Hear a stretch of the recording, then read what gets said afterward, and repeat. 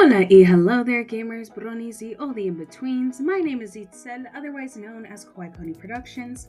I'm an artist, animator, singer, voice actor, and a whole bunch of other things here on the YouTube platform who makes content on things related to animation, gaming, and just in general, fictional and fandom-related media.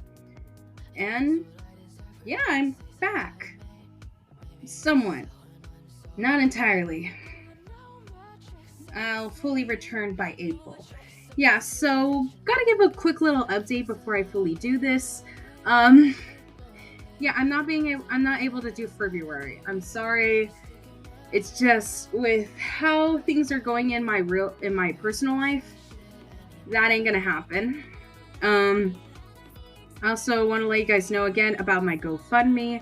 To those who don't know, I have a GoFundMe going on right now to help support me financially.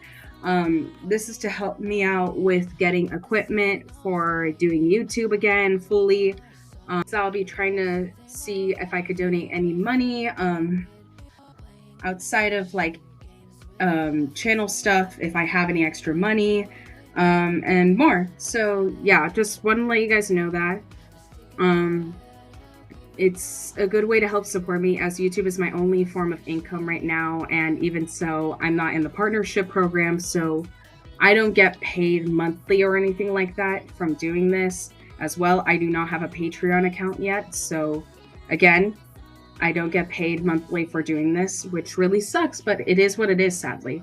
But yeah, I want to let you guys know that stuff just real quick. Anyways, today I will be explaining a certain project of mine that I've been working on in the past 5, soon to be 6 years. Yeah, even longer than I've been doing YouTube. Only by a few months, but it's still a few months. That's kind of crazy. And I've been public about this project for about a year now, so I'm going to be explaining Crossing Bounds, from its story, some small things so that way this video doesn't get extremely long, and kind of what the path is going to be like for this project, how I want this project to be worked on, and more.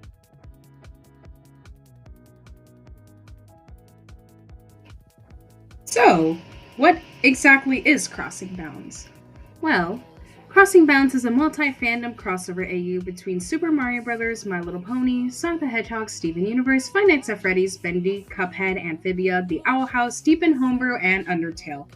Yes! It is a crossover between all that. Call me crazy, because guess what? You're right. You are absolutely right. I am fucking crazy.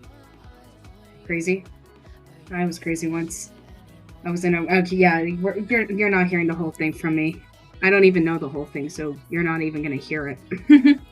But yeah, the project is gonna be a series here on my channel. And the way it's gonna work is basically, to those who are in the MLP fandom, you may be familiar with audio dramas.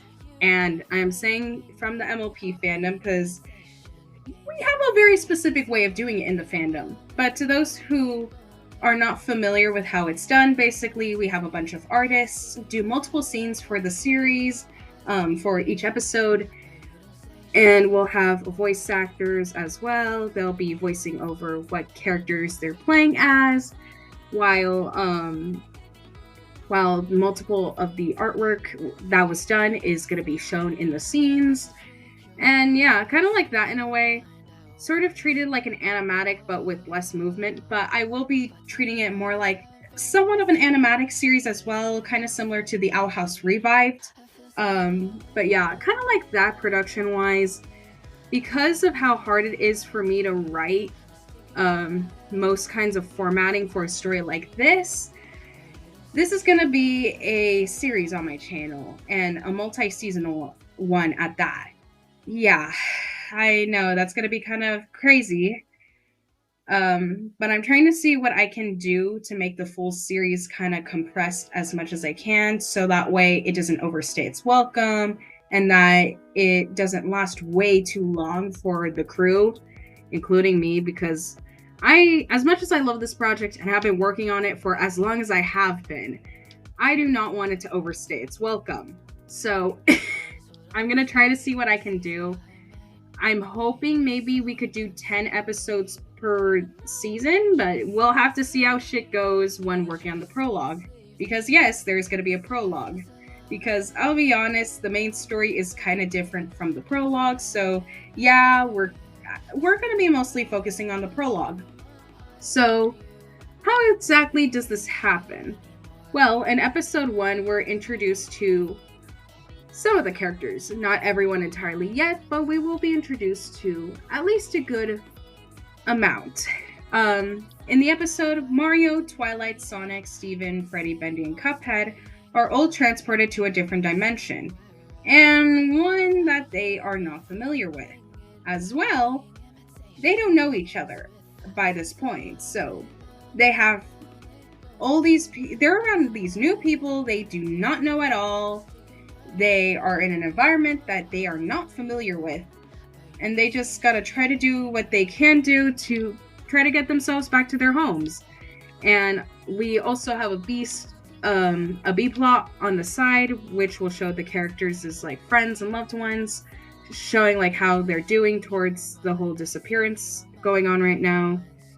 You see, they all don't know that there's a multiverse. They don't know that there's multiple dimensions entirely. And I'm saying entirely because certain characters kinda know, but they don't know how far this exactly goes. Mario, but yes. Because of this, they don't even know fully, and this is kind of something like strange for everybody. Just, yeah, this is different and not something that everyone in the AU is used to. And by the end of the episode, luckily all of them do find their way back to their homes, but in the process decide to form a rebellion. In episode 3, we actually are introduced to Lucy Ann, and that I will not explain more because while I do have the story for that figured out, I'm not going to show it. Talk about it. You get what I fucking mean. In episode 4, we're introduced to Two Tenant Sands, which I think just goes full circle with the fact that that's actually how Paula, aka Pishatic, first started becoming well known. You know, she started doing Undertale comics on her channel on YouTube, and now she's doing her own original stuff, which I think is really cool. And I think, again, it just goes full circle. So, yeah. So that's kind of the main story for the prologue. They're all going to be trying to do what they can to kind of unify the multiverse and kind of form a rebellion because they found out that apparently this is not legal. You know what? For some of the characters involved in this AU, I could totally see them just being like, okay, yeah, we don't mind doing this, no hesitation. I'm like now just imagining something stupid like Twilight just casually committing arson, acting like it's nothing new, like she does this on a weekly basis or some shit. Yeah, let's not allude to Mlp Creepypastas right now, guys. I already have enough PTSD from doing the Mlp Creepypastas video. Let's not talk further about that. But yeah, no, that's kind of the main story. The prologue will be about 5 episodes, and it's going to be kind of simple towards how it's going to be done. I'm hoping that we don't make the episodes too long. We'll be working on 2 episodes at the same time, so that way it's at least a little easier. I will be making sure to put in long deadlines so that way nobody's overworked, because I do not want anyone working on this project to overwork themselves. Do any of the VAs and artists watching this video who are intrigued to join this project hearing this?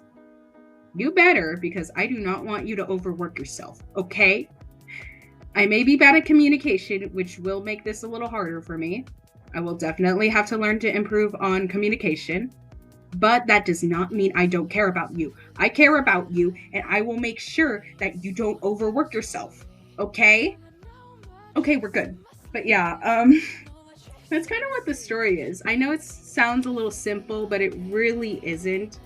Especially since as the AU goes on, it does start to get more and more story-driven. I mean, it is story-driven already by the beginning.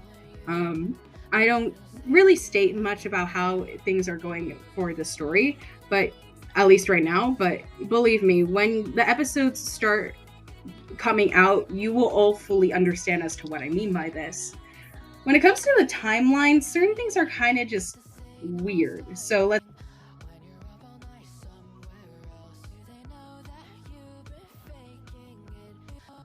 With Mario, okay, honestly, I could give less of a shit about how this is done because, well, the Mario franchise is not very lore heavy. It's very open to the level where fans could easily make a story based with the Mario characters and the Mario franchise to the level where it's like, okay, we don't have to worry about any previous lore because this isn't really a lore heavy franchise.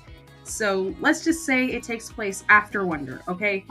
I have not played Wonder yet, but let's go with that. With MLP, oh boy, this is where shit gets complicated.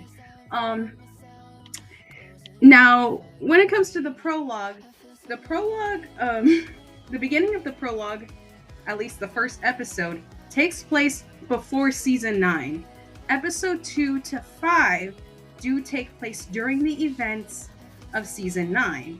And by the main series, it takes place about, at least the beginning of it takes place about a month or two after Twilight is the ruler of Equestria and the show is over. Well, the show's events, aside from the time skip. And because of this AU, by the way, we are gonna just have to deny the existence of the time skip. As much as I actually do like the time skip, yes, I'll say this now. Hot take, everybody, but I think future Twilight's design is not that bad.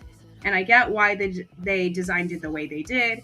It's because typically for the last episode, shows like Friendship is Magic won't have that much of a budget compared to most episodes, as it is their final episode. So they had to reuse a lot of their already existing rigs in order to make future Twilights, which is also why future Spike looks so weird like that. It's because they reused a rig from a different dragon character and just reused it and fixed up some small bits to make it look like Spike, okay? I hope that makes sense. A lot of people do not realize how in the animation industry you have to do shit like this quite often. But yeah, no, Friendship is Magic does have will have a kind of more all over the place time frame because I had to fix up so much of this to make more sense.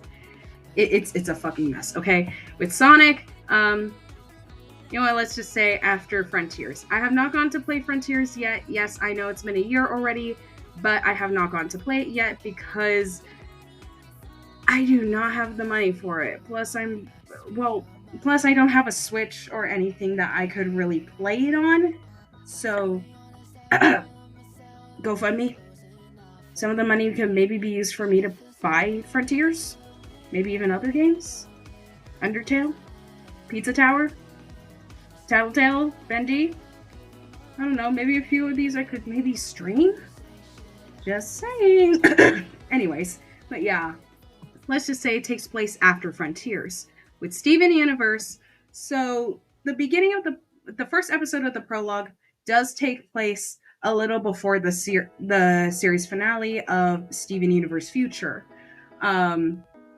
And by the episode that he comes back in, episode 3, it does take place already a little after the events of the future. So, you know, he's already starting to travel around, and, you know, he does actually bump into Annie Luce. That's kind of important as to how Annie Luce joined the rebellion thing. I still don't know what to call it yet. It's a mess still, so that's why I don't know what exactly to call it. I'm sorry. Plus, I'm just a little nervous talking. I'm doing this completely unscripted, by the way. But yeah. With FNAF, oh boy, this is where shit gets also complicated. Again, in fact, a little more complicated than Friendship is Magic, and that's saying something, because I actually had to do a bit of a change towards Friendship is Magic's lore, which I could talk about in another video, but let's talk about FNAF. Okay, so I took a little bit of inspiration from some of the movie to kind of fix up some of the lore for FNAF for me in this AU. So let's just say it takes place about a few years after the first movie's events. But thing is this, we're still mostly going by game lore. So Mike is the child of William Afton, not Vanessa. Vanessa might be in this AU. I don't know. I'm still figuring that out. Especially since so far I might just have to do the FNAF 1 characters, because it's going to be way too complicated if I include other characters. So yeah, with Bendy, oh boy, this is where shit gets complicated again. Very much it's just the whole case of this is an alternate universe where basically after the events of Dark Revival, Allison does indeed get out of the cycle, as well as Bendy, yes. But thing is this, it's supposed to be Toon Bendy. Just for it to make, I know a lot of people are going to hate me for that, but there's good reasoning towards this. As well as not just him, but this is an alternate universe where basically everyone is able to get out of the cycle. So the cycle is gone. It's all gone. And everyone is fine and trying to live their lives. Okay, we good on that. I'll definitely get more in depth with that in another video. I'm gonna have to say that a lot, but yeah, it is what it is. Okay, guys, I'm sorry. With Cuphead, okay, so the prologue does take place. Most of the prologue takes place during the events of the Cuphead show, except the first episode that takes place before the Cuphead show. And you'll especially be able to tell by this with some of the dialogue that Cuphead says in episode 1. Episode 4, by the way, when we see Cuphead again, we'll somewhat see him a bit in episode 2. We won't see him in episode 3, really. But episode 4, we're seeing him again, and it's actually a bit of a major episode for him plot-wise. Because this is while Mugman is stuck in hell. Yeah. And that definitely does have something to do with episode 5. And I'll say that I am still working up with how I'm going to try to fix the timeline to make a little more sense with everything else. But yeah, let's go into Amphibia. So Amphibia in the Owl House takes place about, for both shows, it takes place about a little over a month or so for episode 3, when Annie and Luce are introduced, so we see them during the beginning of the aftermath of what happened for them. With Deep in Homebrew, I don't know yet because it's being rewritten again. I am trying to see what Paula has in store. Paula, if you're watching this, since I'm too nervous to ask you specific questions that are not spoiler related, tell me as much as you could, please. Just DM me as much shit as you could so that way I know what to do when introducing the Deep in Homebrew characters in episode 4, please. I suck at socializing. With Undertale, okay, so this takes place after Undertale, and we are going specifically into the Undertale universe. We're not dealing with Deltarune as much as I love Deltarune. I'm sorry. People are so gonna hate me for this, but look, guys, Deltarune is another alternate universe of Undertale, and I might have to disregard it. I have to do so much disregarding. Guys, do you want to know how much shit I wrote out of MLP? Holy shit, it's so bad. And yeah, no, with this, it's more just because of lore reasons. With MLP, it's a whole other fucking mess. Basically, just a bunch of fucking racism. But we are not talking about racism in today's video because I am too tired right now to talk about that sort of fucking topic today. Especially as a person of color. I've had to deal with more racism-related issues lately, okay? So I am not gonna talk about that shit. But yeah, no. Timeline-wise, I hope that makes sense. The characters are mostly gonna stay the same. The story is gonna be a little story-driven. I'm hoping that story-wise, the main story would be around 3 seasons. I'm gonna try to see if I could compress it all into 10 episodes each. So that way it's a little easier to work on the story with the but if we are able to make the seasons a little longer, maybe 15 episodes at max, I'm trying to see what I could do so that way nobody is overworked, but at the same time this story doesn't overstay its welcome. And also it just in general, I want it to do as well as I hope it could. But the characters, I keep them mostly the same. There are some differences, but that's because, well, current things they're all going through right now in the beginning of the AU or when they're introduced and shit. I also want to point out, because some people are going to maybe ask this, especially people from the MLP fandom, because I did make the audio drama comparison earlier. Yes, it will have music and original music by that. To those who don't know, I am a musician, actually. I am also a singer. I play the ukulele. I play the piano. I play a very rare instrument called the omnichord. Search that, by the way. Search it up. I think it's a really cool instrument. I'm hoping to get into electric guitar. And like I said before, I am a singer. So I do have a bit of music experience. And I am trying to see if I could get into songwriting. I've been working mostly towards trying to make original music based off of MLP, but that's just because that's where my starting point is. Plus, I am primarily a My Little Pony YouTuber, so that's kind of where I go most of the time. I mostly just go to MLP because that's what does well for my content, at least. Not everyone, but for my videos, MLP is what does well. And it is a great way for me to kind of improve on my crafts. And that includes music. So I am going to be trying to get into original music. And if I'm able to, maybe start making original music for the project. And I might have to hire singing VAs. I'm hoping that a lot of the VAs already know how to sing. Well, not all of them, because some characters it won't be required, but some characters do need to know how to will have song numbers. So I'm gonna keep a good eye on anyone who knows how to sing. You're just gonna have to tell me if you know how to sing or not. I'm not gonna have you on the auditions to sing any specific thing because the prologue won't require any music. Again, I am still barely learning how to write my own music, so I am not going to be too hard on you. It's going to take a little before we start the main series because, again, the prologue is kind of a mess. It is the beginning of me being a director. I have not directed before, so this is a learning experience. But yeah, just want to make that clear. Just want to make it clear, okay? Okay, but yeah. I don't really know what else I could really talk about, but yeah, that's kind of it when it comes to the story and everything. Thank you to everyone who watched this video. I hope to any artists, voice actors, or anything else, like whatever you are, I hope you maybe are interested in this series.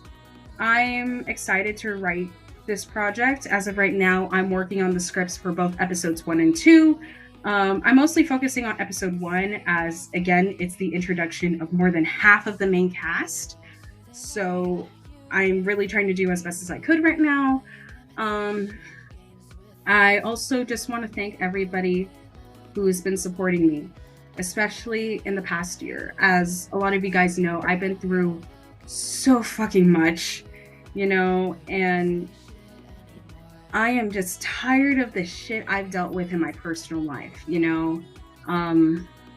YouTube is my only form of income, and a lot of you guys do know this. YouTube is the only way I get money, and even so, I'm not in the partnership program. I do not have a Patreon. I'm mostly paid through doing art commissions, as well as when I start using it, coffee for my videos as well. It's hard for me. It's hard for me to actually do this because of my living situation. To those who don't know, I'm gay, I'm trans, specifically I'm non-binary, asexual, biromantic. To anyone wondering my pronouns, he, she, they. And I'm also autistic. I've been diagnosed for 3 years now at this point. I'm undiagnosed with ADHD and hope to go through the process at some point, but that really depends on income for me in the future. And my parents have emotionally abused me. I will likely censor the word and I'll put it up on the screen, but yeah, that's basically what's happened in my life. And last year, my parents found out that I was trans.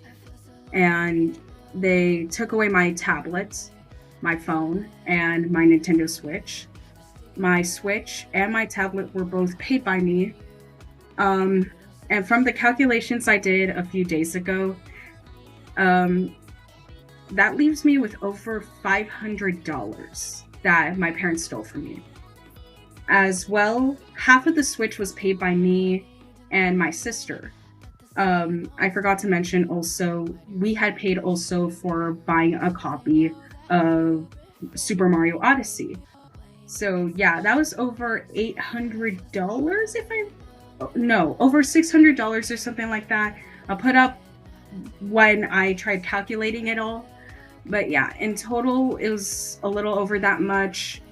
My parents had stole over 180 from my sister and over 500 for me. So that's already bad enough as is. But they also took away my tablet, which, mind you guys, is how I did a lot of my work as a YouTuber. And they had even threatened to kick me out. And later on into the year, my father had also threatened to send me to the military. Yeah, I've been through quite a lot in the past year, almost 2 years actually. And it's been so fucking traumatizing to the point where I mentally cannot function the same way that I could before. I could barely be out for a few hours and then I'll start getting burnt out. I'll start dealing with intrusive thoughts, sensory overload, and a whole bunch of shit all at once. Like, it starts to get so overwhelming from me that shit like that starts to happen. I don't know how it happens exactly, but it just starts to happen. It gets extremely overwhelming for me.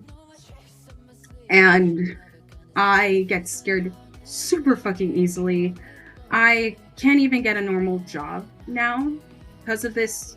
YouTube might be my only option, if not one of my very few options for a career path.